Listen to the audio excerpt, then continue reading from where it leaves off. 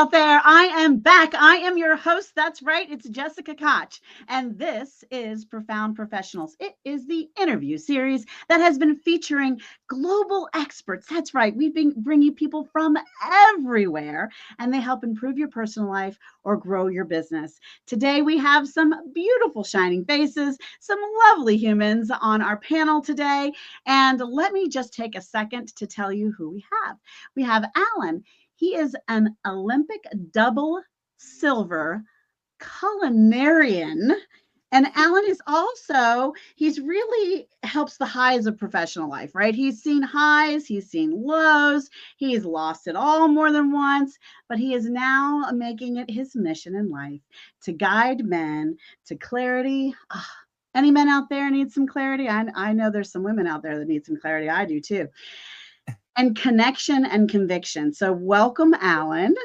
Jessica, thank you so much for having me on the show. I'm really looking forward to our conversation today.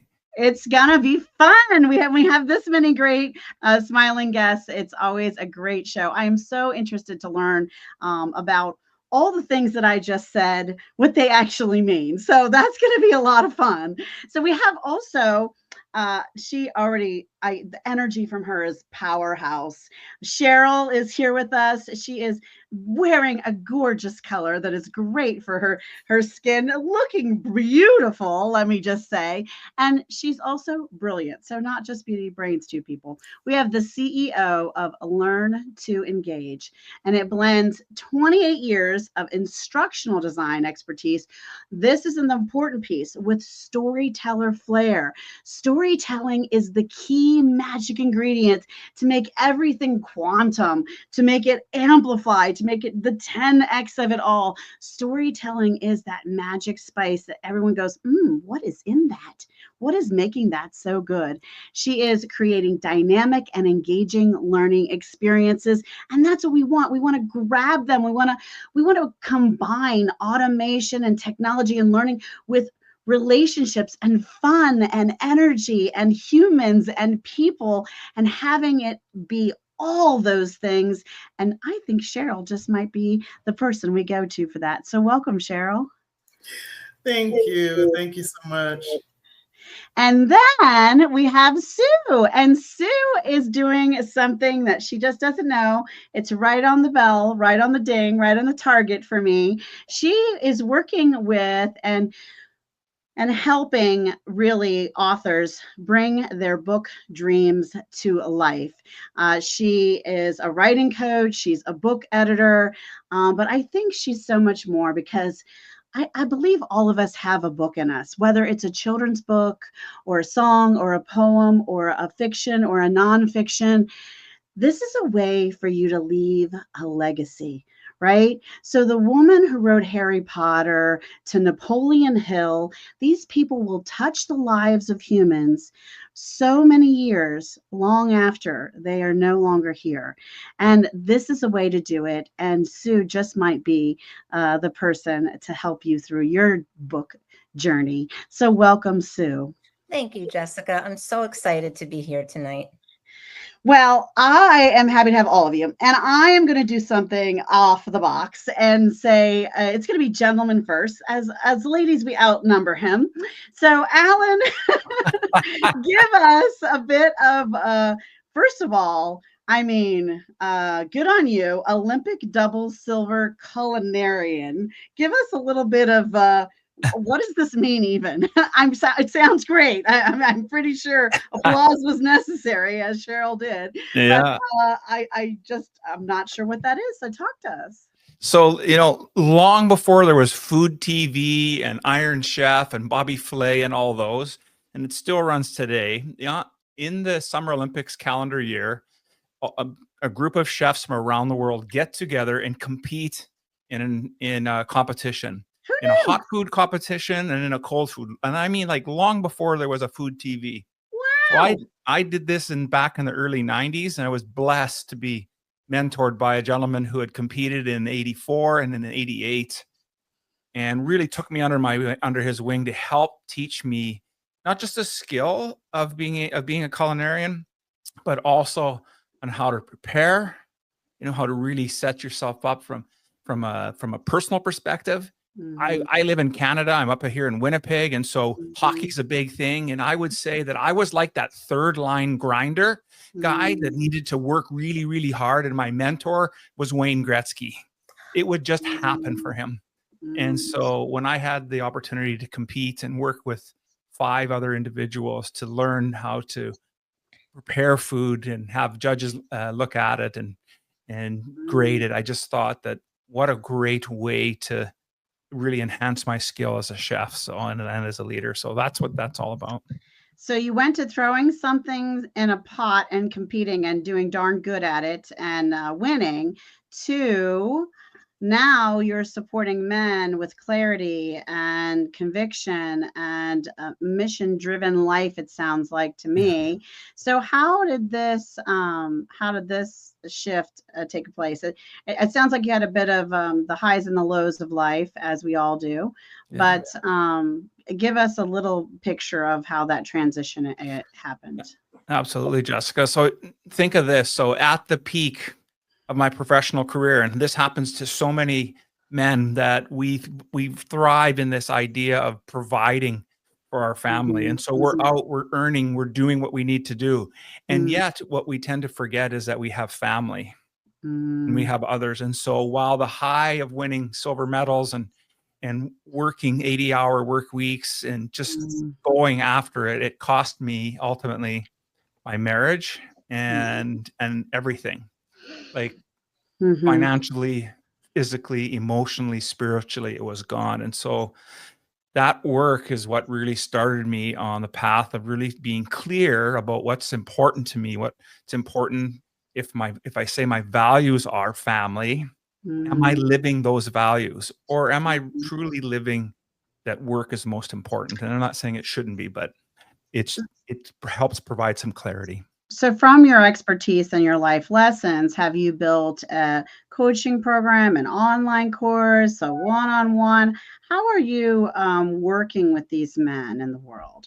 Yeah, that's a great question. So I have 2 programs. We have a group program, a group mentoring program. I think the best way to, and a shout out to all the ladies. You figured this out a long time ago.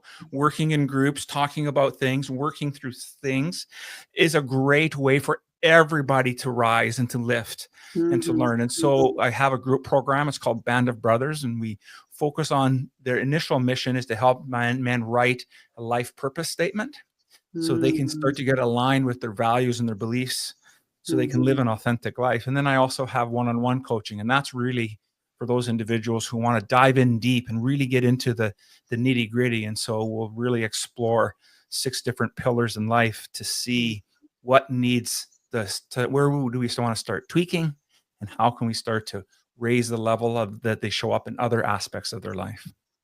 And before I move to Sue to hear about how she is working the book dreams of it all, give us a little bit of, are these younger men? Are these men in transition in life? Maybe they've gone through retirement or divorce, or maybe they're at the height of their career. Is there a kind or a type of individual you're typically attracting, or is it kind of a little bit of everything? Yeah, well, I have attracted from the late 20s, early 30s. The ideal candidate or gentleman that'll come and work with me will have 3 things going in his life. They'll either be an executive or a business owner. They'll be they'll have family, right? They're married, right, and kids, or maybe want a family, or want a family, and they have a personal goals. And so if you have all that going on, guess what? Anything that's going to go wrong will go wrong. And so they come to me because they have turmoil in one of those 3 areas. I see. Personally, they're not living their vision and their dream. Their business or their career has stagnated, or their relationship has completely flatlined. And so they need that direction, then how to get clear on what that first step is. And that's really where I come in. That's fascinating because that's part of why I built the show with the structure I did. I said improve people's personal life or help grow their business, because if you help grow your business, your personal life will often improve. If your personal life needs improvement, then often when you focus on that some, your business will improve. So that's why I wanted to build a world and a podcast where I brought those kinds of experts together, because wherever people are struggling, they would gravitate and get that professional's guidance and go and even work with them. And then the other pieces of their life as a happy side effect would then become affected, right? I think that that's fascinating. So thank you for that, Alan. Sue, tell us how you make book dreams come true. Cheryl, hang tight. We are coming to you. I want to get our authors a little satisfaction, and then we're going to come to the world of your amazing company and e-learning. I believe we're going to learn a lot about from you. So Sue, talk to us about how you're supporting. And I didn't ask you this. Do you do both fiction and nonfiction books, or is it really? Oh, good. I Okay. do. I work on both. I work with fiction and nonfiction authors. I work with authors through several different parts of their journey. Someone could come to me and say, I have this idea and I don't know where to go with it. So that's where the coaching aspect comes in. I work with them as a coach. We do one-on-one programs, and I also do have a group program, mostly about 2 or 3 authors at a time, so everybody can get the attention that they need. And that involves so many different things. I have a problem with a character. I can't figure out what to do with them. Or there's a hole in this story. I know it needs something. There's so many questions, and we talk through them, and I have exercises that I go through with them. And then if someone's writing nonfiction, it's similar, not quite the same, but it is similar in that you need an outline, you need to get started somewhere. Okay, let's help you get started. And I just go through each part of the book with them until they feel comfortable. And then if they come to me with a completed book, then I edit it and I make sure that, all the I's are dotted and the T's are crossed, and, the words all sound right and it flows well. And I mean, I've been a reader pretty much since the day that I learned how to read. So there was never a question that words were going to be in my future, and they certainly are. I was going to ask, so how did you get started in this piece? What's your background or your expertise? I actually also have a teaching degree, and at this moment I also teach courses at the college level on reading and writing. And I took a few courses in college on journalism and book editing and things like that. And once the bug bit me, that was it. And the way I got my first client was that I was actually writing a story about this woman who lived in the town that I was covering for a local news outlet. And she was an author, and she asked me to read her book, and I did. And she said, "So what did you think?" And the rest, as they say, is history. And it was the beginning of a great relationship that almost 20 years later, we still work together. That's good. And it's just been wonderful. Now, do you help them with the publishing and the marketing of the book piece, or do you outsource them to someone? I outsource them. I have a group of affiliates that I work with. My editing and the coaching part is my superpower. So I make sure that when they're ready to go to that next step, I give them to people or recommend people to them who can help them just as much. I love that. I love that. Well, we're going to come back to you for some book tips here very soon. Cheryl, there's so much to learn about what you're doing. So instructional design, storytelling, engaging, learning experiences. How did this end up to be your Emerald City on your yellow brick road? Well, I'm still trying to meet the Wiz. It started in the classroom, to be honest. I was one of those kids that started helping out as a older child, helping out in the little kids' classrooms. Yeah, I was one of those. So I always wanted to teach. And when I was growing up, I would like create these quizzes for myself to help me study for tests. So that's actually how I started. So I was in the classroom and I was teaching at trade schools. I was a corporate trainer for corporate America. I was a professor for colleges and universities. And so I never forgot the faces of my students, their struggles, their pains, their stories. And those faces are the learner in all of my corporate programs, right? So I always want to tell their story.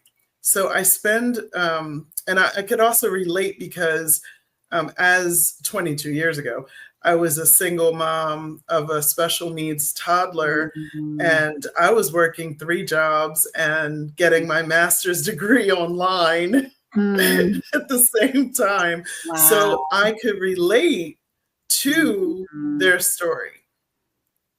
And so that's why I focus a lot on the learner and their story when I do the analysis piece for all of my learning programs. And that's really why they're, really focused and engaging. So these sound very custom. So who is your customer? Are you working with the Fortune 1000 or mid-sized corporations nationally, or associations or government? Who are you supporting in this space? It could be all of those.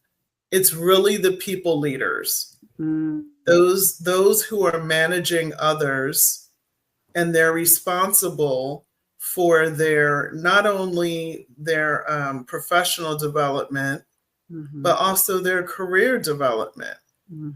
And so that's really what we focus on is, are you telling their story? Or are you telling your story, what you want them to know? So give us a little bit more of an example. So give us an industry and an example of something you designed that helped a team, just so we can really gather what you provide. So an HR leader, an HR director, or someone who works in HR, they could say, we need to develop an onboarding program. Okay. Or we need a DEI program, and I would customize it specifically for their organization. And most of the time, it's really not one module. It's an entire story-themed course. It's based off of my Story-Design Motivational Method, and it's something I designed for my specific needs. And basically, we even have like a webinar that we're putting out next week that is just talking about the learner story. And that's it. Just how to tell your learner story. So, so that's. So I'm the HR person. I'm the HR person of an IT firm, and we're onboarding 50 new team members for our software company, and we want you to customize their onboarding experience. So there's going to be a private portal where there's video-based training that guides them through onboarding, with also maybe support documents and references and maybe activities and things for them to do along their journey of onboarding. Am I painting the correct picture? I'm just trying to make sure I'm getting it. So it's on their platform. Okay. And it could be that we're designing all online learning or a combination of some online and some classroom. Okay. So it could be Now, a will you blended lead learning the approach. classroom, or will you teach them to lead the classroom? You design the We would curriculum. do both, and I Okay. have a whole team behind me who can go out to different sites and take care of the in-person. So if they don't But want to do it's the all, in-person training, you guys have a team that can do it. Or if they yes, want to, then you can teach them and provide the curriculum for them to do yes, the in-person all the training. That's materials. beautiful. Wonderful. Okay. Yes. I know I feel like I'm pooling a lot, but No, that's I fine. want to paint the That's picture of wonderful. what people No. know they can Yeah. get when they work with you and what kind of Yes. experience they Everything is have. done for you, depending on the level of interactivity that you can afford in your budget. We Sure.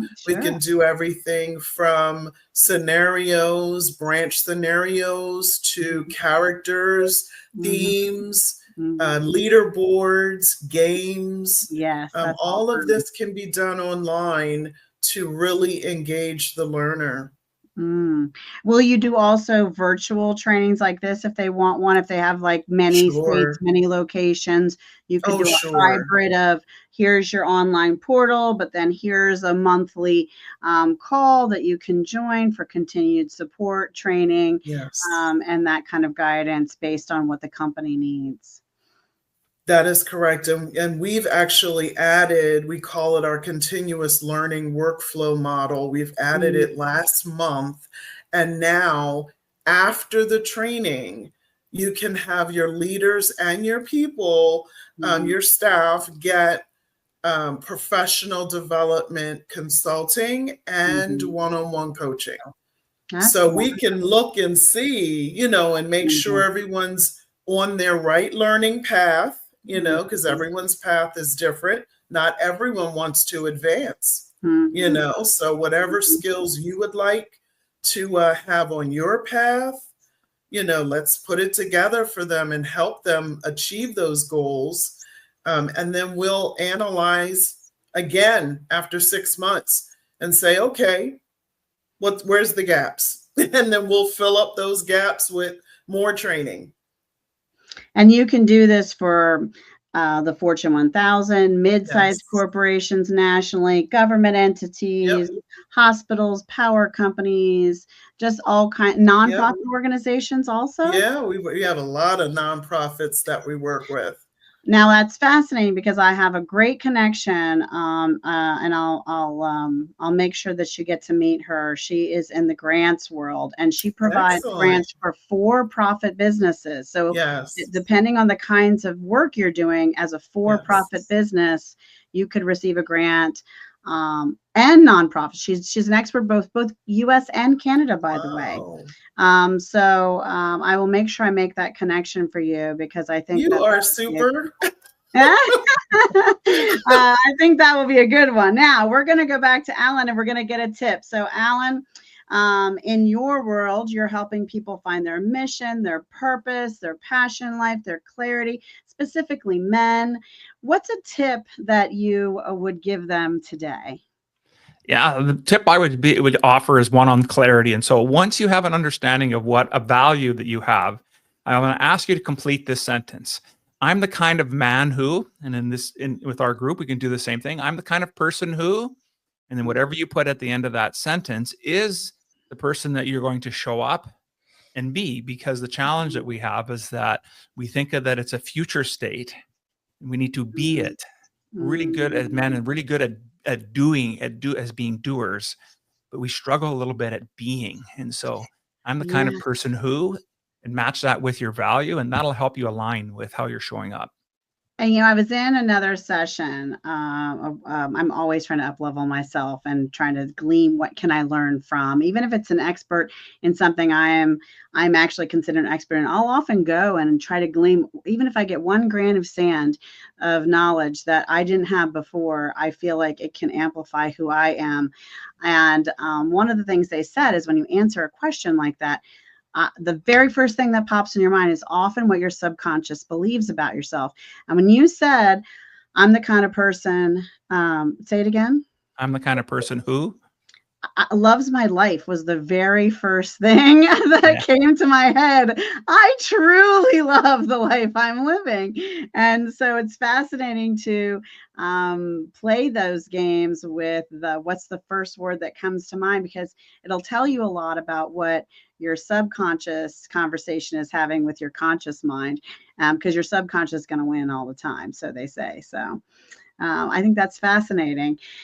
All right. Now, you may be a man who's just found clarity because you've worked with Alan, and in your mission, you've found that a book is in your future of some kind. So, Sue, our book expert today, is going to give us some tips, or a tip that would help an author who is starting out on their journey of a story today. Well, my tip is actually very, very simple. You can't talk about it. You have to sit down and do it. And if that means writing for 10 minutes, then you write for 10 minutes, because 10 minutes a day is better than no minutes a day. And that book is not going to just magically appear. So you really have to, to borrow a phrase from Nike, just do it. And that's what I think is so important, because so many people say, I really want to do this, but you just have to do it. And that's the most important thing I can say. Nike is so smart. I'm pretty sure they trademarked that or copyright that, or we give all the credit to them, but I'm pretty sure someone was saying it before they went and coined that phrase, so to speak. Yeah, exactly. I wish it was me, but that's okay.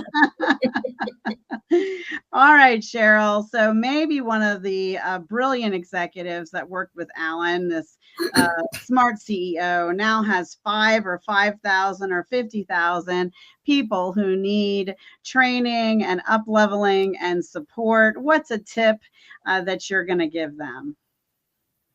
Don't forget about your greatest asset, your people. Yeah. They are stressed. They are working, most people nowadays, 60 hours a week, multiple jobs, caring for families, elderly parents, right? It's stress on the body and the mind. And I feel like organizations have a responsibility to not only care for an employee's professional development, right? Anything that has to do with their career development, that's great. But you're responsible for their work-life balance and their overall well-being. I love that. That is so good. All right, all you out there watching, I love you. We're so grateful for our followers and our listeners and our watchers from all the platforms this is being spread about through the world. And get typing right now if you're live with us in the comments, or even if you're watching the replay, you can put this in the comments. Tell us the cause that's close to your heart. One of the amazing things we have an opportunity to do is spread awareness, and awareness is more powerful than you can believe. We can inspire someone to give time, treasure, or talent to the causes that our guest today will share with us, or the one you wrote in the comments, or just remind them that they have a cause that's close to their own heart, and inspire them to do something good and get back involved, because we get busy, we get distracted, and this could maybe help way more people than just the faces that are smiling at you at this moment. So let's hit that share button. Let's put those causes in the comments, and let's get Alan to share with us a cause that is close to his heart. Yes, for me is I work with a group of individuals on a monthly basis. We go to a organization called Silo Mission.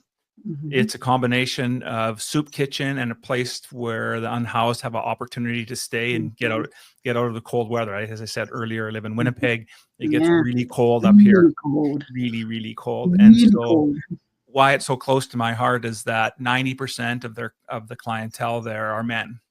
And it seems that when we struggle, we end up being on the streets. And so it's a cause that's really close to my heart. If it's an opportunity for me to go and serve breakfast, bring a few people so that we can go in and do something better for this world, then I think we're doing the right thing. It's easy to give money.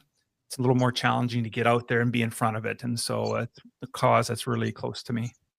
It is. When a few years ago, there's a homeless shelter near us. On the regular, I would try to serve lunch. I planned like activities for the children that were there, things like painting cookies and things like that. And then sometimes I would show up with just a deck of cards. And some of the older people sometimes get ignored and just play rummy or just play cards and just talk and treat people like they're human beings and not this this case of what their circumstances is at the moment, right? Yeah. And even though I mentioned men there, I would, I'd also offer that in most likely in your cities as well. There's a large majority of the working poor who have to make a decision between paying rent this month and eating. There's just not enough money to make it to the end of the month, and so it's good to hear that you're doing things like that, and it's really important work. Well, and there's causes close to us too, where you clean your closets out right before the holiday comes to make room for all the things that jolly guy will bring, and you donate it there, and they sell it to the community, and then the money goes to feed the community in need of food. So I love that kind of cycle. Beautiful, beautiful things. And if we don't know about them or we don't share about them, then how are the people who need them or want to get involved and support them gonna know? So that's why we do this. So Sue, how about you? You have a cause that's close to your heart? I do. And it starts with a little bit of a sad story that fortunately has a happy ending. A very, very, very dear friend of mine was in an abusive relationship. And at the time I lived in New Jersey. I live in North Carolina now, but at the time that all of this was going on, Jersey Battered Women's Services saved her life. And I mean that quite literally. They saved her life. I felt helpless, and they were right there, and they knew exactly what to do and how to help. And if it wasn't for them, I wouldn't have this friend anymore. So that is a cause that I will never, ever, ever stop thinking about and worrying about and helping in any way that I can. Every living human being on this globe deserves to feel safe and loved and fed and sheltered. And everyone has value and worth to receive those amazing things, to know that they're not alone, that they're loved, that they have food and shelter and safety. So what a beautiful gift. And thank you for sharing that, Sue. How about you, Cheryl? You have a cause that's close to your heart? Yes, I do. I think I mentioned earlier my daughter was special needs.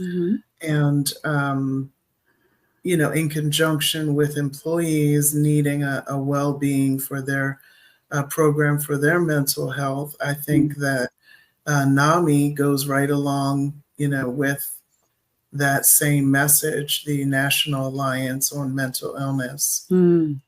So NAMI was a great support for me from the time she was little all the way through to her mid-teens, just offering resources, respite, care, so I could have a break.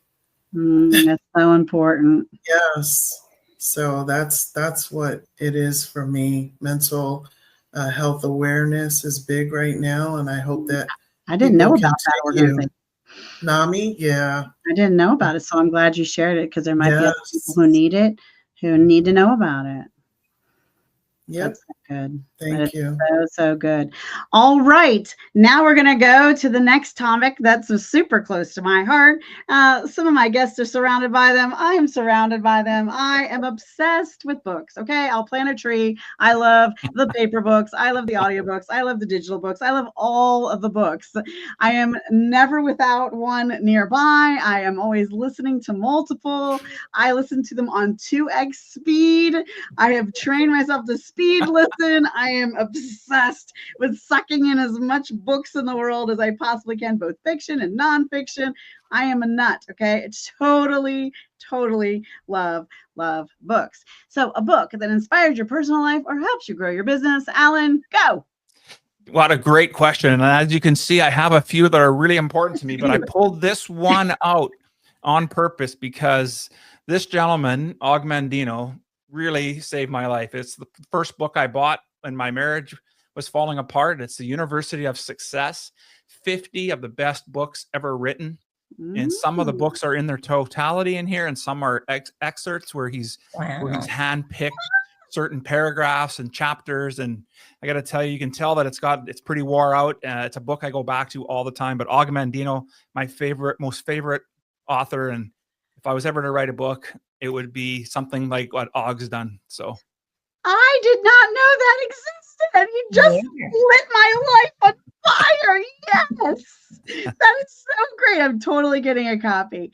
That is awesome. All right, Sue, this is going to be hard. Just about everyone you ever work with, you need to list all those books.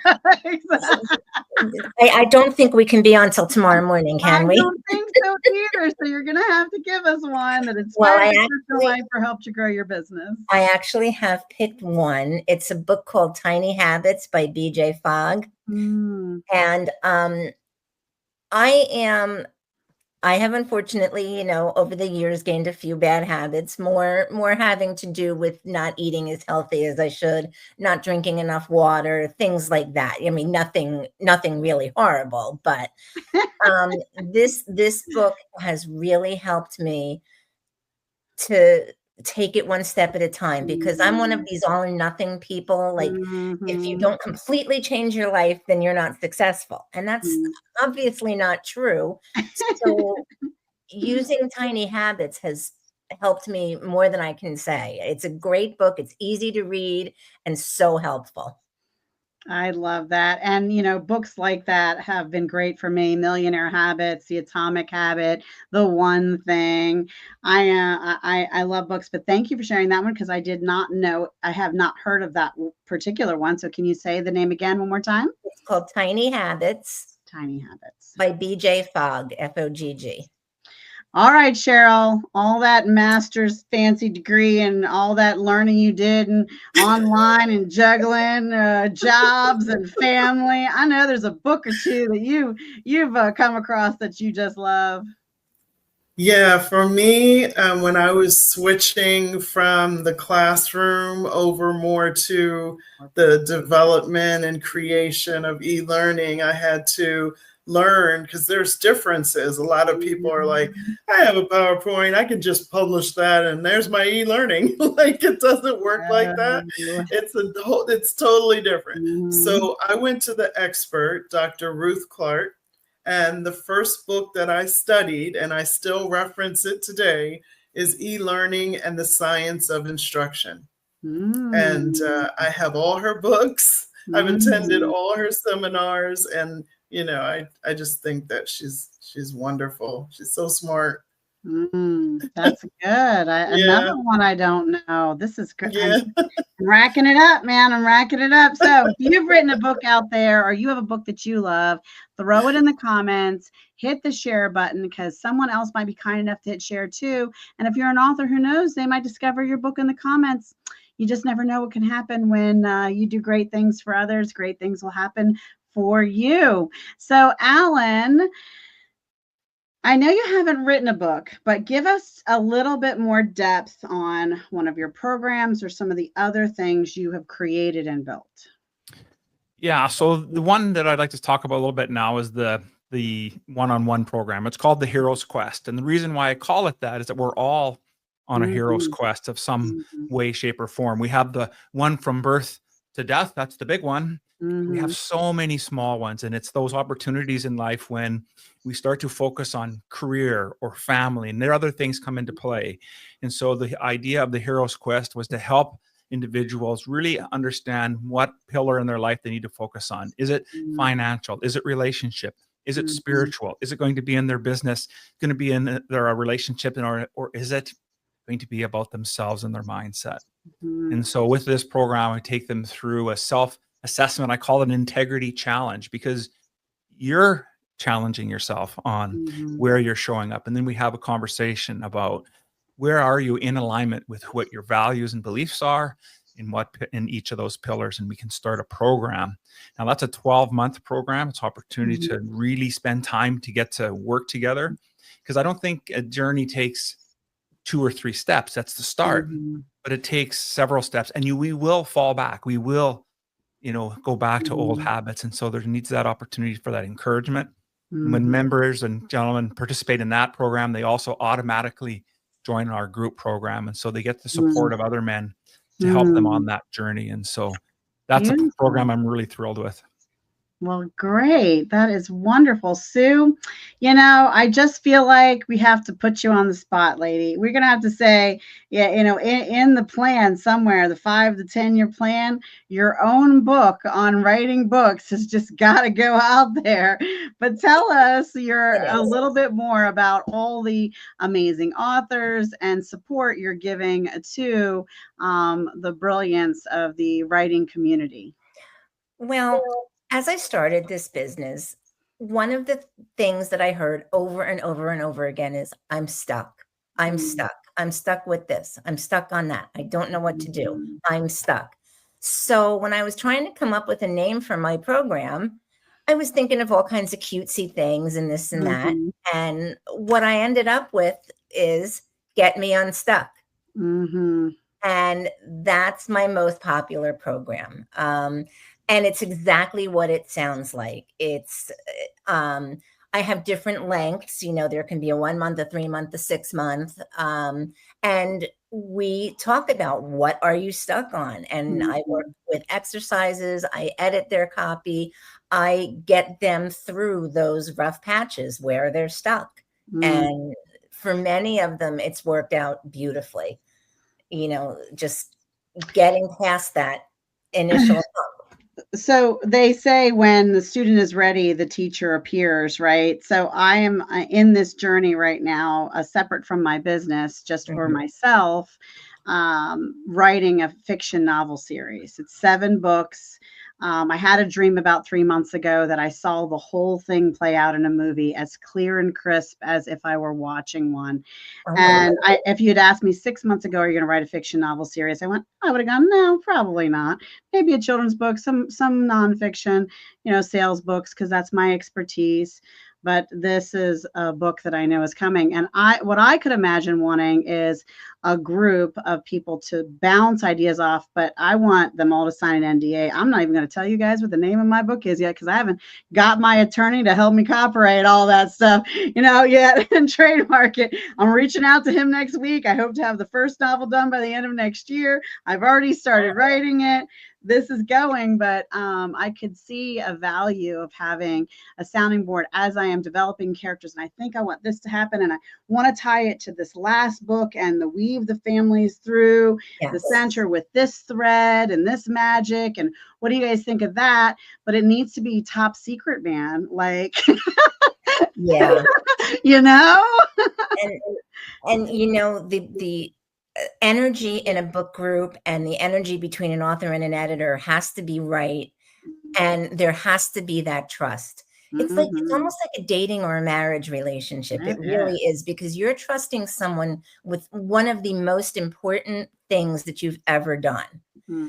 And I sign NDAs for every single one of my clients. I have no qualms about doing so. And the group sessions, when you do groups, does everybody else? Yes. That's good. The thing of it is, I want people to, and I don't want to take people into a group where I have questions about their trustworthiness.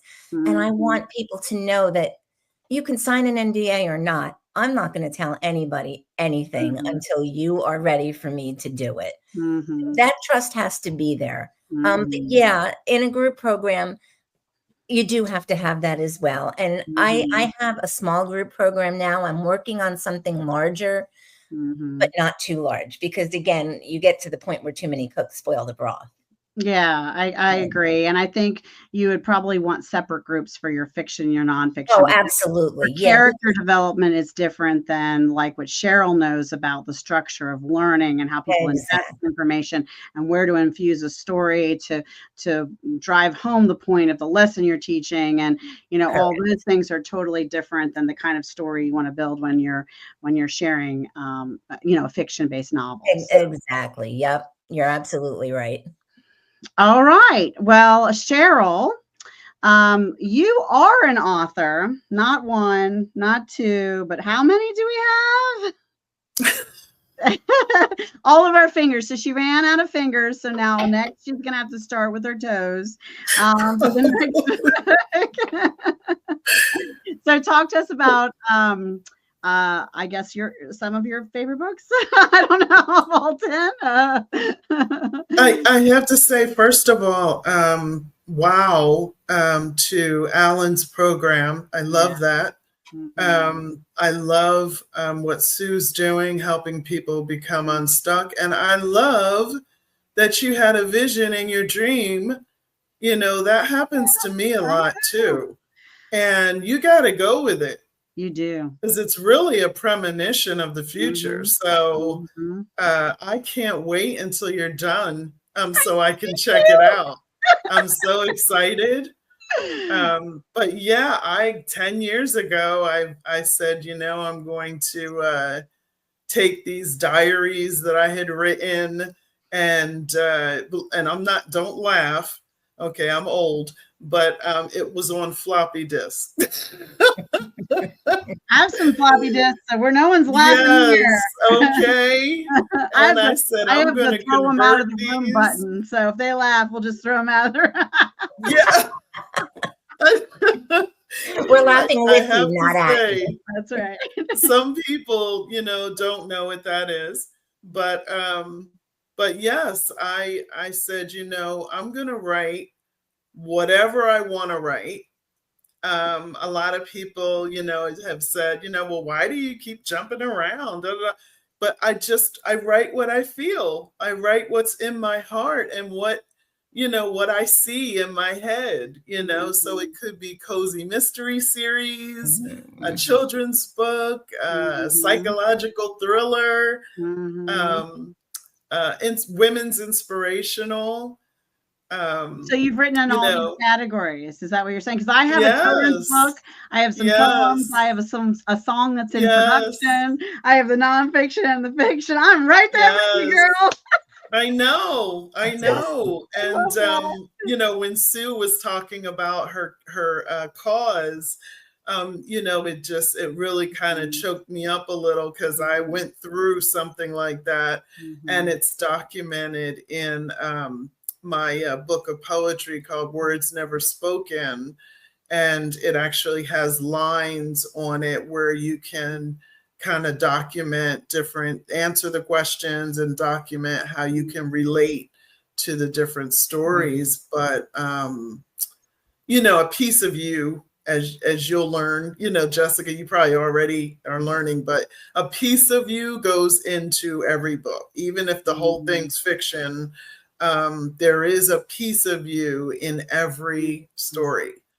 And I try to make my books really, first of all, I don't write under Cheryl Powell. So I should say I write under a pen name, Cheryl Bannerman, and my publishing company is Bannerman Books. So a lot of people don't know that. And then when I say, you know, oh, well, that's why I'm so good at telling stories, they're like, oh, that makes sense. But, you know, I try to make all my books available for however people like to read. So, you know, paperback, ebook, audiobook, you know, whatever, you know, just in case, because so many different people have different needs. So that's lovely. And, you know, we're talking about books a lot. And Alan, who knows, your audience may have book writing on their list also. And I tell you what, Storyteller's Secrets by Kendra Hall is great for business story structure. Storyteller Secrets, that's not by Kendra. It's Stories That Stick is by Kendra Hall. Storyteller Secrets is by the guy who wrote Talk Like Ted. And he also wrote something called 5 Stars, which is also about stories. Really, really good books if you're trying to up level your storytelling skill set. Ooh, say that 5 times fast, Dr. Seuss. Well, this has been an awesome show. I have loved it. I hope you as guests are loving it as much as I am too. You guys having fun? Lots of fun. Just amazing panel today. Outstanding. Yes, absolutely. I think we did a great job today.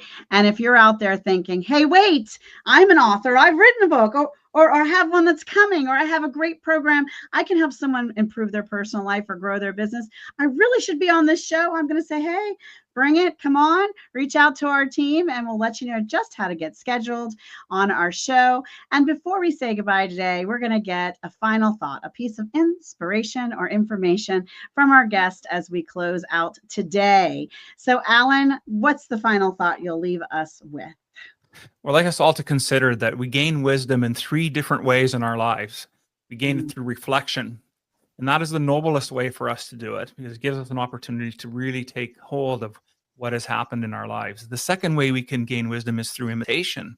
And so when we see and we learn from others and we embody that into our lives, then we expand who we are. And the third way we gain wisdom is through experience. Now that can be the bitterest way to gain wisdom, but it is also deeply held within our souls. And so I encourage you to pay attention at all times where you have opportunity to gain wisdom and grow as an individual.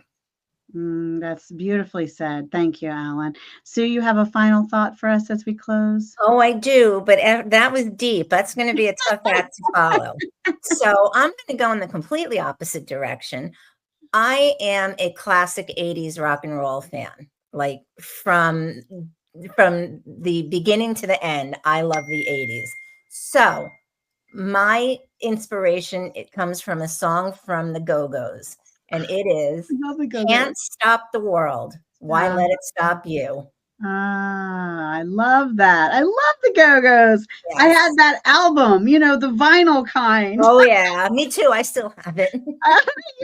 Wonderful. Cheryl, a final thought for us? Some inspiration?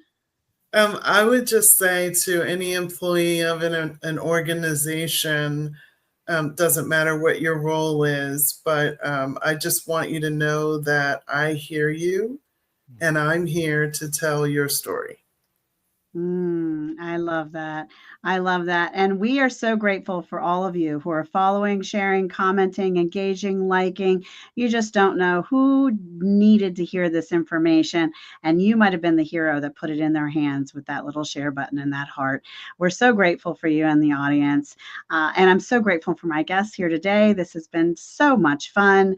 I'm your host, Jessica Koch. This is Profound Professionals. And until next time, be kind to yourself out there and be kind to each other. Bye, everybody.